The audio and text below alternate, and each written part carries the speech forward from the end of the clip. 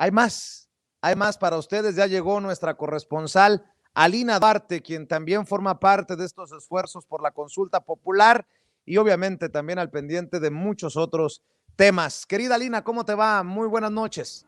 Hola, ¿qué tal, Vicente? Muy buenas noches, saludos a ti y a todo el auditorio.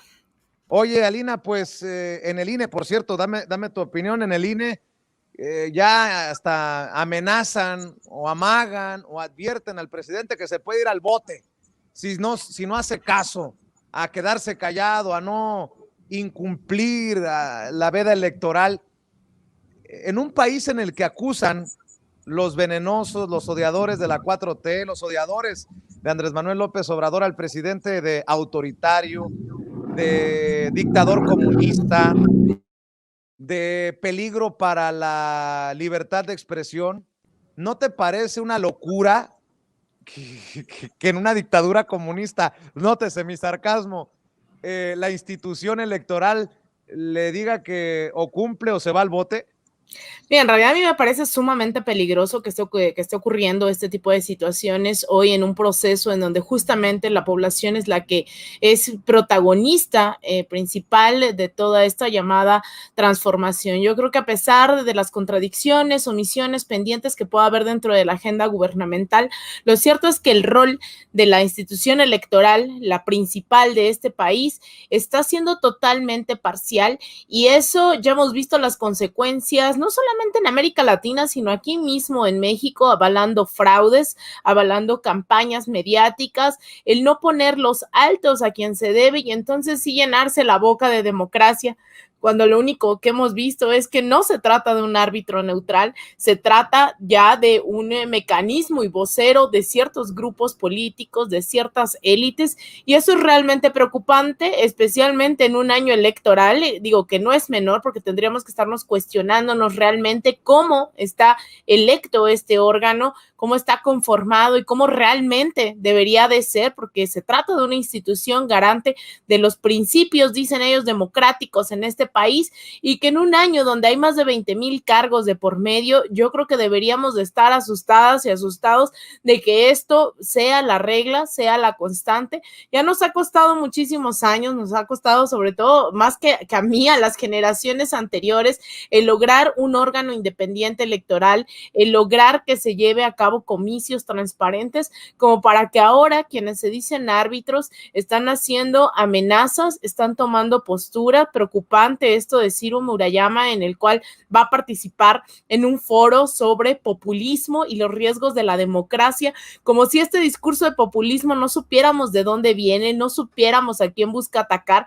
Y no estoy pensando en una definición sociológica realmente del populismo, no tienen esa rigurosidad conceptual como para plantearlo desde ahí. Están planteando estas campañas que ya hemos visto durante al menos 2 décadas implementarse en América Latina, que ya le tocó también en su momento a Andrés Manuel esta campaña de y que sigue de vamos a hacer Venezuela, ¿se acuerdan? Hugo Chávez estaba vivo y Andrés Manuel decían que era como Hugo Chávez, etcétera, etcétera, y por ahí va, ¿no? Ahí están los riesgos, los límites de estas instituciones electorales, y también, por otro lado, celebro que hoy la población esté atenta a todo esto que está ocurriendo. Veía yo quienes querían ir a protestar al INE, quienes se quieren organizar para quitar a Lorenzo Córdoba. Eso habla también de una sociedad que no está viendo la vida pasar, sino que se quiere organizar, quiere salir a las calles, quiere no perder esas conquistas democráticas en este país.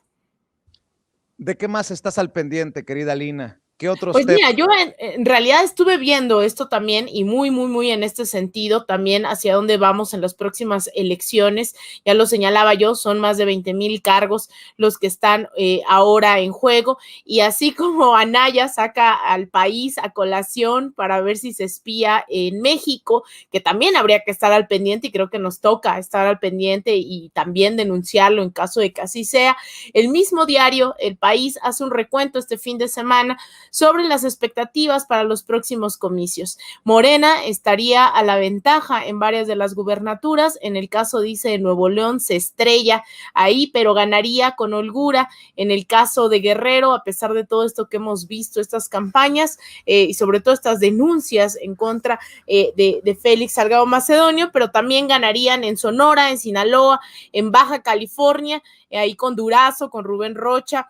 Sin embargo, pues no es el mismo panorama en San Luis Potosí. Sin embargo, también ahí hay un giro en un estado que por más de 90 años ha sido priista. Ahora quien va a la cabeza, que no es de celebrarse, creo yo, sería el PAN. Y en esto que mencionábamos antes, también valdría la pena ligar estas declaraciones que ahora saca también la Sociedad Interamericana de Prensa, en el cual, ahora que decías esto de las declaraciones del INE, pues una organización como esta se suma también a decir que no hay libertad de prensa, que entre los países que mayores ataques tiene por parte del Ejecutivo hacia los periodistas se encontrarían México, El Salvador y también en Argentina con Alberto Fernández. Me sorprende que hablen de El Salvador, sin embargo, pues ya cuando empiezas a revisar este tipo de denuncias, resulta que también dicen que en Bolivia, Venezuela, Cuba, Nicaragua, y haciendo ya también más al fondo estas declaraciones, pues no es la Sociedad Interamericana de Prensa, sino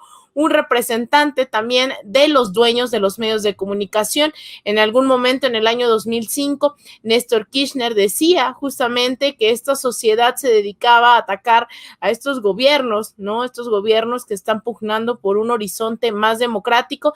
Entonces, no hay que irlo minimizando, son varios factores que se van sumando en esta jornada, en estos comicios electorales en México, en este horizonte, ¿no? De las elecciones, en el cual participan no solamente organismos que no es menor, insisto, no hay que minimizar el hecho del comportamiento de los miembros del máximo órgano electoral en este país, sino también se suman organizaciones internacionales, se suman los aliados, obviamente, de grupos como el PAN, como el PRI, que han estado, pues, por decirlo menos, desestabilizando otros países, otros gobiernos democráticamente electos. Así que todavía yo creo que esto se va a tensar durante los próximos meses, teniendo en cuenta que las encuestas dan como victorioso a Morena, lo cual también, Vicente, hay que decirlo, no quita el dedo del renglón ni nos omite para poner en el debate si realmente, y eso es un ejercicio muy interesante, ayer preguntaba yo en Twitter quiénes sí representaban, ¿no? Tenemos bastantes críticas hacia ciertas candidatas, acusaciones de acoso, de abuso, corrupción, etcétera. Sin embargo, llama la atención que hay gente que, sin dudarlo un segundo, también dice el diputado federal Diego del Bosque, las candidaturas de María Clemente en la Cuauhtémoc, plurinominales, de Omar García, de Ayotzinapa, dicen sí nos representan. Entonces también hay que ir haciendo ese balance de hasta dónde Morena está ofreciendo esta verdadera transformación a través de un proceso electoral, poniendo sobre la mesa candidatos que tengan ese horizonte de transformación, y hasta dónde no se vale cuestionar. Yo sé que la gente dice, aunque cuestionemos, vamos voto masivo por Morena, ya después nos arreglamos. Pues vamos a ver si estos debates se siguen dando con tal fortaleza después de las elecciones. Sin embargo, yo creo que es un buen momento para poner todo este tipo de debates sobre la mesa, Vicente. Fíjate que estaba leyendo, con mucho respeto lo voy a decir, de Aristegui Noticias, esto de AMLO junto a Bukele y Bolsonaro, entre los presidentes latinoamericanos que más hostigan a medios, y citan a la Sociedad Interamericana de Prensa. La Sociedad Interamericana de Prensa destacó el constante esfuerzo de periodistas y medios de comunicación de todo el hemisferio, pese a haber vivido más de un año en una pandemia que no da tregua. El presidente Andrés Manuel López Obrador, dicen en esta nota de Aristegui Noticias, se encuentra entre los mandatarios latinoamericanos que más hostigan a los medios de comunicación, reportó la Sociedad Interamericana de Prensa. En las conclusiones de su reunión de medio año, en la que se debatieron las principales situaciones que afectaron las libertades de expresión y de prensa en las Américas desde su pasada asamblea de octubre, se apuntó que desde el poder político continúa el avance por desacreditar y estigmatizar el ejercicio del periodismo, generándose un clima hostil que puede degenerar en acciones violentas concretas contra medios y periodistas. Los mandatarios Nayib Bukele, y lo estoy leyendo al pie de la letra, de El Salvador, Jair Bolsonaro de Brasil, Andrés Manuel López Obrador de México y Alberto Fernández de Argentina son quienes más hostigan al periodismo. También en Bolivia, Venezuela, Cuba, El Salvador y Nicaragua, los gobiernos utilizan los medios gubernamentales y las redes sociales para desacreditar a los periodistas. Híjole, no, pues con mucho respeto para la Sociedad Interamericana de Prensa, yo creo que los miembros tienen una visión tipo Broso, o Loret de Mola, que ha dicho que López Obrador es un peligro para la libertad de expresión, o Krause, o Aguilar Camín. Yo no entiendo. En gobiernos pasados se censuró a Carmen Aristegui, se persiguió a Lidia Cacho, hubo verdaderos ataques, asesinatos como el de Javier Valdés, el de Miroslava Bridge, el de Regina de Proceso en Veracruz. Y no estoy diciendo que estemos en miel sobre hojuelas en estos momentos. Pero ¿qué se supone que deba de hacer un presidente que es tildado de dictador, de cuasi esquizofrénico, de ser un peligro para el país, que se quede callado? Esa es la libertad de prensa, esa es la libertad que queremos desde los medios de comunicación. Yo no, y perdón por pensar diferente a los grandes personajes que acabo de mencionar, y hay que agregarle un par de nombres, o 3 o 4, Denise Dresser, Sergio Aguayo, López Dóriga, Ciro Gómez Leiva, y en fin, la lista es larga, con los Riva Palacio, con los Iriart. Ay, mi querida Lina, ya me hiciste enchilar. Pues justamente, ¿no? Yo creo que sí se entiende cuando parte de las críticas que se hacen en torno a esta sociedad interamericana tiene que ver con que no necesariamente representa incluso a los mismos periodistas, sino son los dueños de los mismos medios de comunicación los que la conforman, y entonces estaríamos creyendo, ¿no?, que sus intereses se ven afectados cuando se les cuestiona no solamente la línea editorial, porque al final eso creo que está en esa libertad, ¿no? Lo que se cuestiona es realmente en función de qué se está actuando, en función de qué intereses, y difícilmente me atrevería a decir que muchos de los medios corporativos tienen como horizonte el bien público, cuando justamente viven del interés privado, viven de la ganancia, viven del golpeteo, de las inversiones de varias empresas, etcétera, etcétera. Entonces, bueno, esa es la sociedad interamericana, es como cuando el Departamento de Estado, ¿no? Quisiéramos ser más ingenuos creyendo que realmente les preocupa la democracia cuando hemos visto cómo hacen guerras alrededor del mundo en búsqueda de petróleo, en búsqueda de recursos naturales, y entonces empiezan a cuestionar los derechos humanos, la democracia en ciertos países. Así este tipo de organismos, pues básicamente empresariales, no necesariamente que defienden a las y los periodistas. Y yo creo que estamos en un punto muy importante, porque cuando preguntamos qué tendría que hacer el presidente, en realidad creo que tendríamos que empezar a descentralizar esa narrativa de lo que haga o no haga el presidente. Yo creo que hoy lo importante también es cómo la sociedad ha respondido al darse cuenta de esos intereses de cada uno de los medios de comunicación. Y yo sé que hay muchos medios que están bastante molestos de que se les que se hayan quedado al desnudo, ¿no? En estos intereses que en otro momento ocultaban en nombre de la libertad de prensa, y aún así saber que, y que creo que tratamos de hacerlo, ¿no? Yo trato de hacerlo todo el tiempo, cuando se trata de denunciar las injusticias, la corrupción, la impunidad, y acercarnos a un horizonte de justicia, pues también ahí está el periodismo, ¿no? Y eso tiene que ser, y puede incomodar a ciertas personas, a ciertos miembros del mismo gobierno, al mismo presidente, y sin embargo creo que a veces también la sociedad, el periodismo, pues se da cuenta de esas ausencias,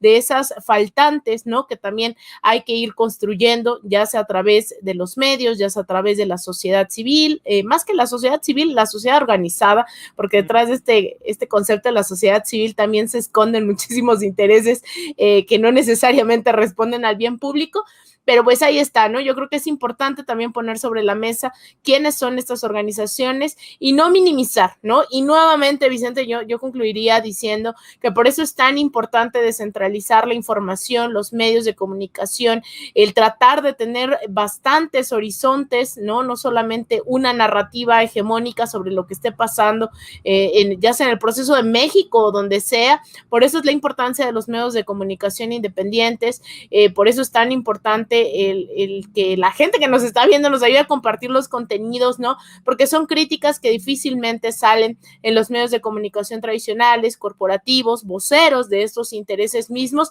que después se tratan de legitimar con declaraciones como estas, y que, bueno, también en el caso de Aristegui, yo creo que es una mujer que ha aportado muchísimo a la vida y a la transformación democrática de este país. Sin embargo, cuando toca de temas internacionales y de comparaciones en ese sentido de las democracias en otros países, la verdad, pues es bastante, no sé ni cómo decirlo, ¿no? ¿Cuál es el adjetivo? Porque de repente invitan a Guaidó a hablar de por qué hay una dictadura en Venezuela, en CNN o ahí mismo en Aristegui, o tratan de defender a Yanine Áñez, ¿no? Es decir, es bastante complicado tratar de entender que aquí en México tengan cierta postura, y en temas internacionales a veces con estas comparaciones creo que salen fuera de toda proporción. Querida Lina, despidamos invitando a la gente para que te apoye en redes sociales. Muchas gracias, Vicente. Pues yo las y los invito a que me sigan en Twitter, en @AlinaDuarte_, en Instagram, _AlinaDuarte, en Facebook.com/Alina Duarte Periodista, también en mi canal de YouTube para que vayan y se suscriban, Alina Duarte, y ahí estaremos. No se pierdan también de 1 a 2 todos los domingos aquí en Sin Censura. Te mando un abrazo, muy buenas noches, Vicente, a ti, a todo el equipo y al auditorio de Sin Censura. Buenas noches, querida Lina Duarte.